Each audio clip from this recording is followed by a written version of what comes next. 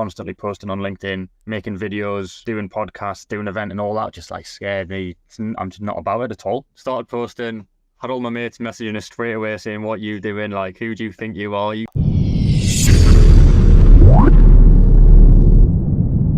Kris, can you tell me a bit about yourself, who you are, who you work for, and what you kind of specialize in? Yeah, so that's kind of changed recently, at least what I specialize in. But yeah, so I'm Kris Coulthard. I work for a business called Renewables, who are part of the Precision Sourcing Group. We're a renewables recruitment agency. We only launched 2 weeks ago. So it's all very fresh. I don't even know how to pitch it to you now in this conversation. I've been recruiting for about 12 years now across the UK and Australia. Got my start in a company called S3, who most people will know, a big global recruiter. Worked for them for 6 years.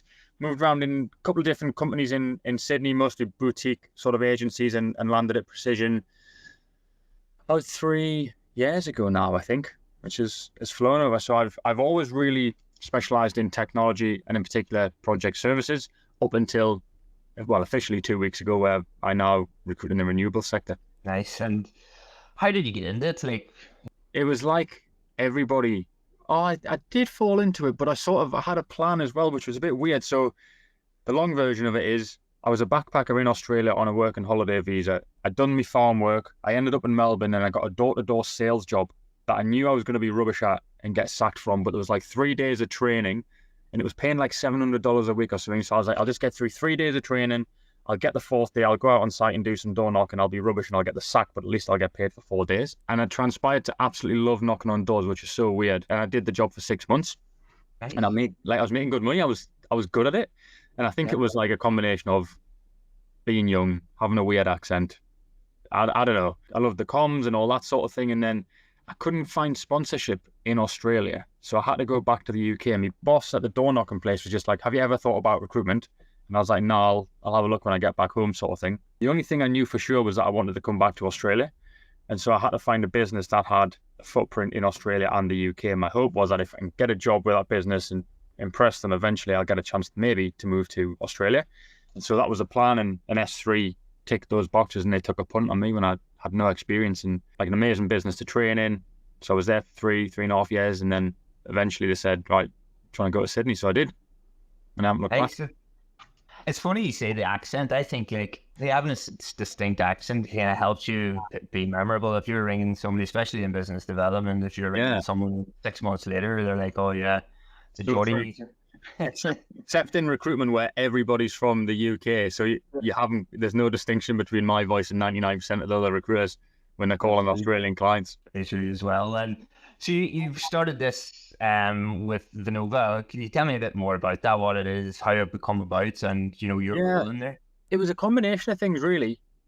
And hopefully the business won't mind me saying this, but like tech was battered last year, wasn't it? For most recruiters will know that, most honest recruiters anyway. And so Precision have always been a technology-focused recruitment agency. We've been around for 18 years. We've been through some ups and downs, but what we realized last year was that actually we were quite exposed, like a lot of agencies, presumably, in that we didn't have any sort of defensive plays from a market perspective. Precision work with some renewable energy companies, some energy companies. And so we'd had like very high level conversations with those organizations as to whether or not we could help them find like renewable specific talent. And so that kind of like planted the seed, and we spent 7 or 8 months researching in the background, having conversations with businesses, trying to understand the problems that they face from a hiring perspective, and then trying to position ourselves as an agency who could solve those problems. Obviously feels like a bit of a punt, and it probably to the market, it feels like it's come out of nowhere, but actually we've been beavering away behind the scenes, doing all the kind of basic stuff, building a database of candidates, understanding the different types of clients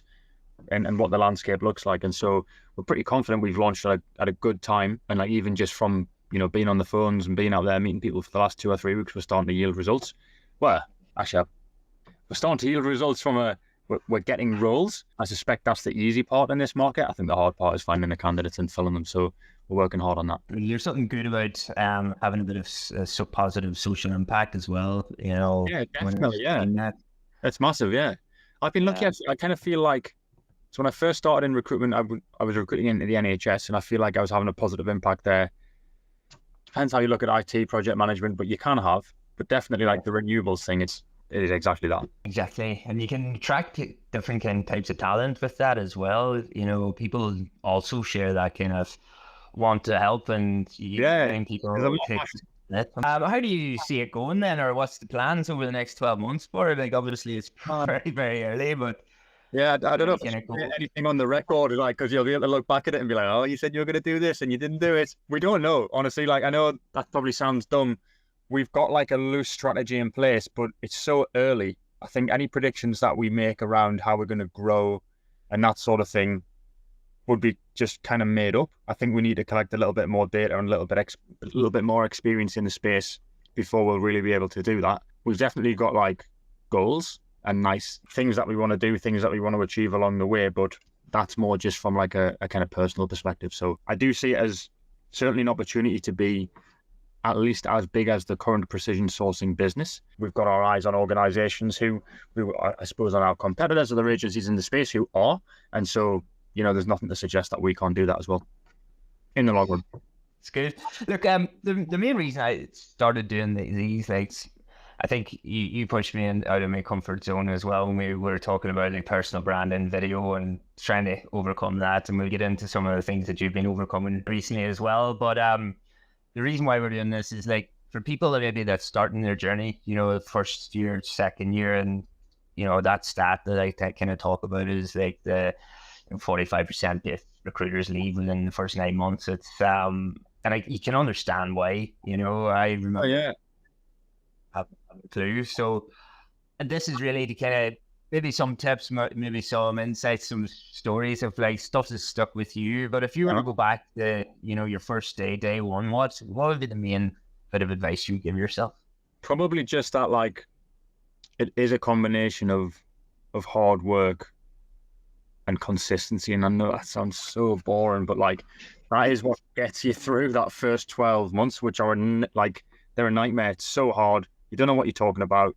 You're faking it until you make it, sort of thing. Things constantly go wrong because you're not sharp as a recruiter and you haven't got the IQ. Actually, I tell you what really worked for me, and not everybody has the joy of doing this, but like I had such an awesome mentor and awesome boss at S3 who like took he was always there. Any question I had, he would help us. He would help me close every deal. He would help me close every candidate, whatever it was. He was there. And so I think that for me seems like one of the most fundamental differences between perhaps why I managed to stick around and other people didn't. That's Connor White at S3, by the way, still there. If you don't know why we'd watch this, but just in case.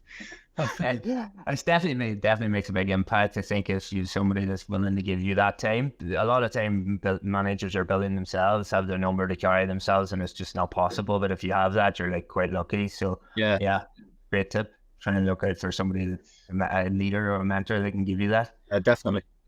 Yeah. Is there any particular client or job or placement at all that sticks out to you? And sort of. I was telling a story. I don't know why I was doing this. Maybe some of the rookies here, just giving them some advice on. Oh, that was what it was. We were talking about not pretending to be an expert in something that you're not, and just being vulnerable and being honest with people. And my biggest client back in London, a lady called Felicia Quack, who I remember her so well, in part because to say thank you for all the business that I'd done, I took her to a lovely steak restaurant in London and transpired she was a vegetarian. So I should have known that, yeah. It was awful. But she would have been like one of the first 50 people that I spoke to in my first few weeks of recruitment. And when I called her, she was a director of nursing, I think. Can't remember where now. And I said to her, Felicia, you've got an amazing profile. I have been told that I'm going to recruit in your market and people like you. I don't know what I'm talking about. Can I please like have 45 minutes of your time? Can we have a coffee? And can you tell me everything about your role and what this whole thing looks like? And she did. She was really lovely. And through that, we formed a really like honest relationship. And she ended up being my biggest client. I think she probably had like 15 or 20 people through me over the course of 2 years. And I placed her as well into a contract role. And she was the kind of person who would go in and negotiate a salary increase, but negotiate a margin increase for me as well. She was just like the best ever contact. And that all came from just having that really like honest conversation where I was like, I don't know what I'm talking about. Please help. So I think like showing that vulnerability is a really powerful thing. It builds trust. It definitely does. Because nobody knows everything. And it just takes a quick look in your LinkedIn to see you've been in it 2 months. So that's the thing, yeah. So that's like, it's not really one specific placement story, but like one encounter, I suppose that was, I'll always remember. No, that's a good one. And is there anything you're most proud of? Is there something that like, maybe early in stages where, you know, not sure, it doesn't have to be your first placement or first like term signed or anything, but is there anything that stands out as like, yeah, I done that? From the early part of my career, like there was like all the usual stuff. Like I was running a contract book, which was just over £10,000 a week, I think, or close to, which was like the milestone at the time. And there's lads over there doing way more than that now. But at the time, that was pretty significant. So like from a personal billings perspective, probably that. And then outside of that, like certainly during my time at S3, I was S3 model was to hire a lot of rookies, and so I was hiring a lot of rookies into the Sydney office and into my team there, who had never recruited before, and spending time with them and trying to do what Connor back at S3 did for me. And some of those people now are like out in Sydney running significant teams, running significant divisions, and I like to think that I played a small part in their careers as well. And that, when I see that, like that makes us really happy. Nice. Yeah, it's giving back, isn't it? It's normally the the biggest satisfaction. Like the money, the billings, it's all part of it. But when you help somebody else achieve their goals, I think that it's hard to replicate that feeling. Yeah. So me and you had a conversation about personal branding about a year ago when I was just going through the motions, trying to push through it and be like, who the hell wants to listen to another Irish recruiter? How has personal branding influenced your success as a recruiter? I see you guys are really consistent in it, and how's that impacted? Honestly, it's been like the biggest fundamental change that I've made to the way that I recruit in over like 10 years, I reckon. So it was one of those things, I didn't want to do it. And when I accepted the role of Precision, the thing that I was most nervous about was knowing that the business are constantly posting on LinkedIn, making videos, doing podcasts, doing event and all that just like scared me. I'm just not about it at all. And so started posting, had all my mates messaging us straight away saying, what you doing? Like, who do you think you are? All that. And so I knew that was going to happen, and it did. And so I got rinsed for months. And then I started to get like traction from posting. And I never wanted to be like posting photos of my kid and that. And I don't know, like that didn't feel natural, but like sharing my knowledge and sharing experience and stuff, that did seem semi-natural. Like Simon, my boss, he was just like, you got to keep doing this, you got to keep doing it, you got to keep doing it. And eventually it started to work. My first year at Precision, we'd done an analysis, and 25% of my GP came directly from my posts, which is pretty significant. And then all my mates who had been taking the piss out of us for however many months started to ring us and be like, oh, what's all this posting you're doing, and how does that work, and how often should I post, and all that. And so that was really, I was like, oh, this actually works, and like it's having an impact. So I love it. It's the one thing that I try not to skip. Like every recruiter, I'll maybe skip a little bit of BD or skip the things I don't interest in as much. But like getting a post out on LinkedIn is like absolute every day. It's critical now, isn't it? That's the way the world's going. Like everybody's there. You have to be. Yes. Like I think about it, I found my mortgage broker through his posts on LinkedIn. So when I needed a mortgage, I knew who I was going to speak to straight away. And that's how it works for us. Like I can call 100 people that may or may not be hiring.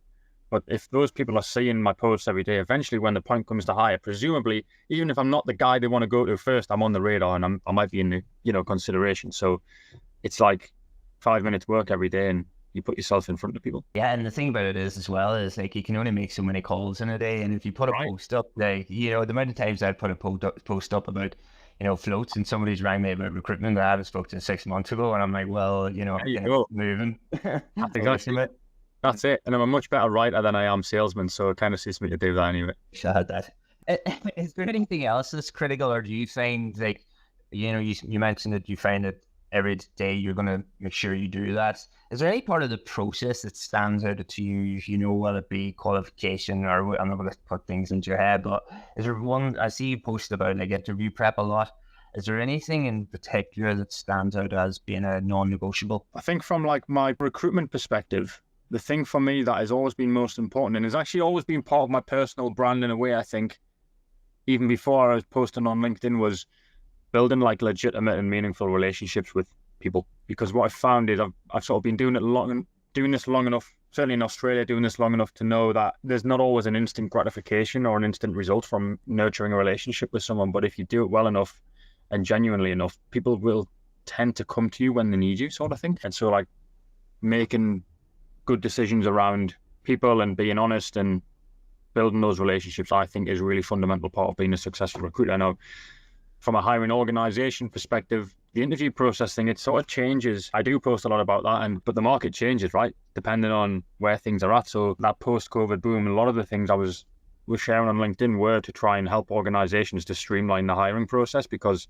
a lot of them, they weren't failing to attract candidates necessarily, but they were failing to secure them. And it was mostly coming down to interview process now, to some extent now, in that there's an oversupply of candidates in the tech world. But it's still important to get that part right, even just from like a candidate experience perspective. If someone goes through an interview process with an organization and it's not great, they form an opinion on the organization based on that, and then they go and tell all their mates, and it just makes it harder and harder for that business to recruit. So I do think that is fundamental. You mentioned a good point there. I find since the market has turned, we've gone back to the old kind of interview processes, and sometimes people are, it's a bit tighter in the purse strings. How do you manage somebody that has maybe a less than ideal process? Do you have any tips for somebody maybe that's listening to that finds it's hard to maybe push back or question it, or advice maybe?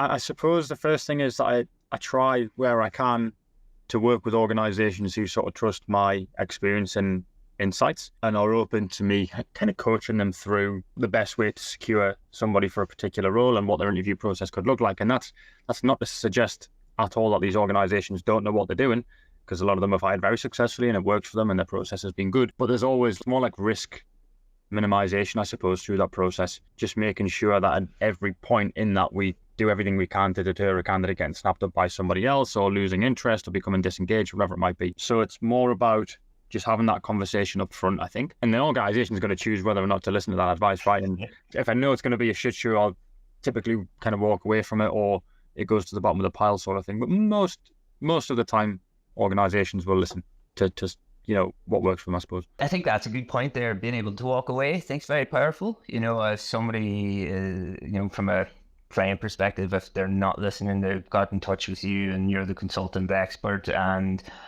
say if you're in your first job, you get your first role, and it can actually waste more time going down that. Yeah, it does. It does.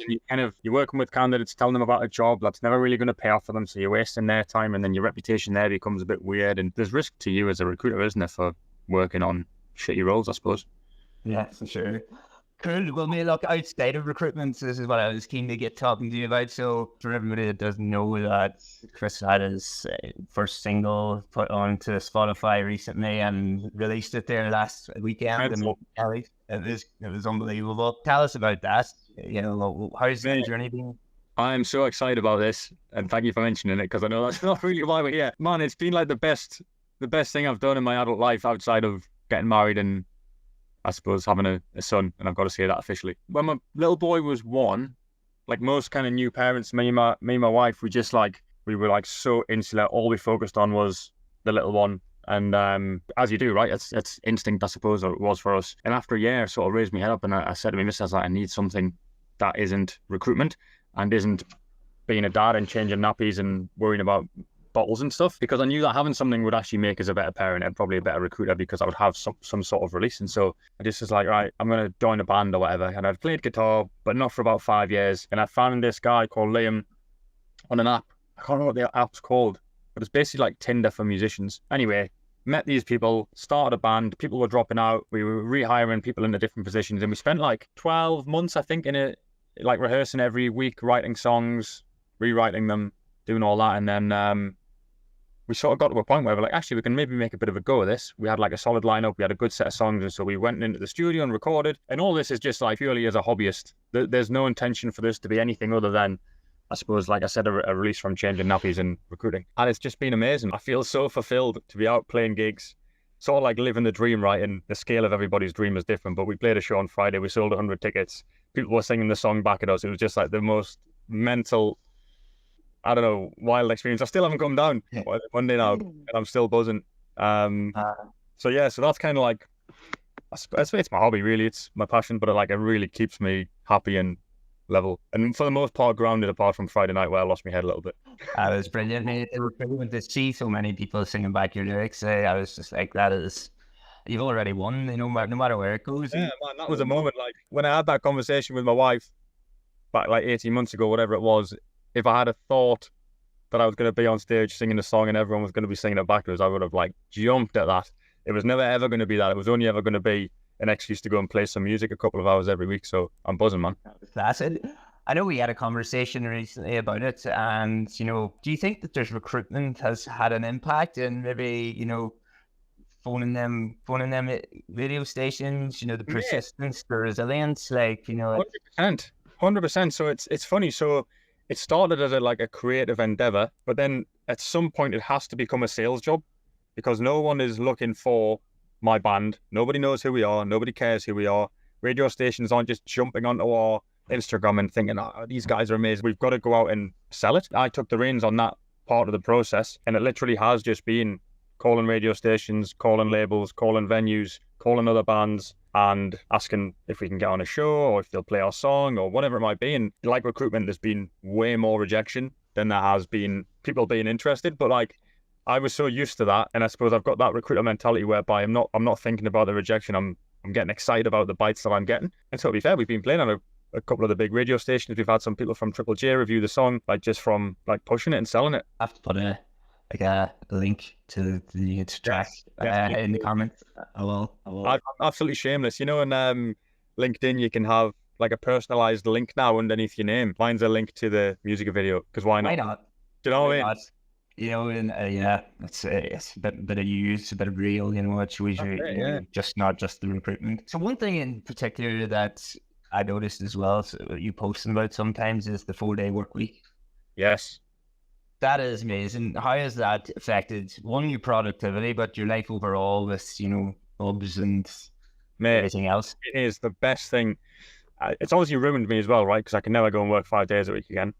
So that's pretty good for precision, I suppose. I took this role, can't remember if Amy was pregnant or we had just had River, but it was early days anyway. And so the thought of the 4-day work week, I was just like, I can't, it's the best thing ever. And it has been. So every Friday is just time for me and my son. Whatever we do, we have a whole day together, just the two of us, which is amazing, because then we get the weekend as a family. Knowing that I'm going to do that and that I'm going to have a little kid to look after on a Friday does mean that I've got to be really protective of my time, Monday to Thursday. And it means I've got to be as productive as I can possibly be. And so as a business, Precision have been really good at trying to kind of make sure that Thursday doesn't become the new Friday, because as we know as recruiters, Friday, for the most part, it's a dud anyway, right? But really making sure that Thursday hasn't become the new Friday. We protect our time. We try not to have meetings that are just for the sake of meetings. We really focus on outcomes. We're not a kind of heavily driven KPI environment, but it certainly does help to know exactly what you've got to get done in the week. And I'm not talking about necessarily KPIs. I'm talking about outcomes, and maybe it changes week by week, but it's amazing, man. And as a business, we've got amazing retention. We've got lots of people who've taken interest in what we do,